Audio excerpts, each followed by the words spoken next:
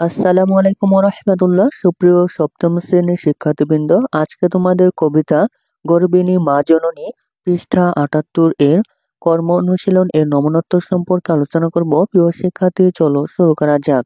কর্ম অনুশীলন। কনং প্রশ্ন হচ্ছে, দেশপ্রেমমূলক কবিতা আবৃত্তি অনুষ্ঠানের আয়োজন করো, দলগত কাজ।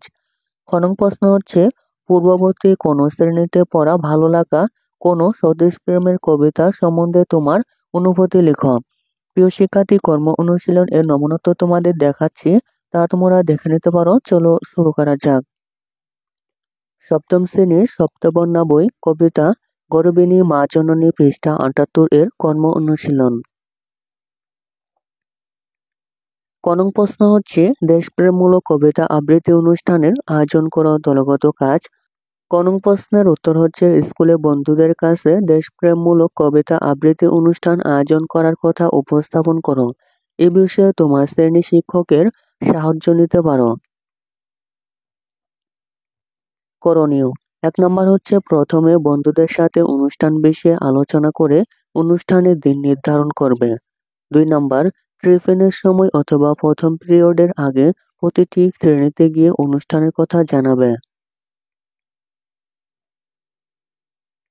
৩ নম্বর হচ্ছে, যারা কবিতা আবৃত্তি করতে আগ্রহী তাদের নাম নিবন্ধন করবে। ৪ নম্বর হচ্ছে, শ্রেণী শিক্ষকের সাহায্যে নির্দিষ্ট দিনে অনুষ্ঠান পরিচালনা করবে। খ নং প্রশ্ন হচ্ছে, পূর্ববর্তী কোন শ্রেণীতে পড়া ভালো লাগা কোন স্বদেশ প্রেমের কবিতা সম্বন্ধে তোমার অনুভূতি লেখো।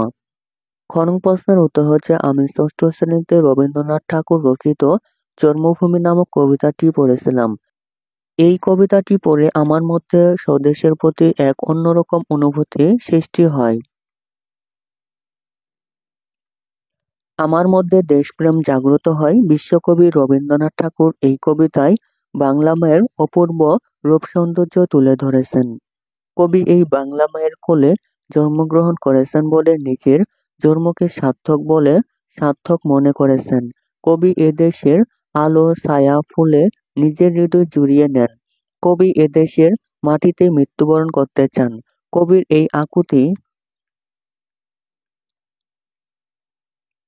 এই আকুতি আমারও হৃদয় ছুঁয়ে গেছে। আমিও কবির মতো বাংলা মাকে ভালোবাসি।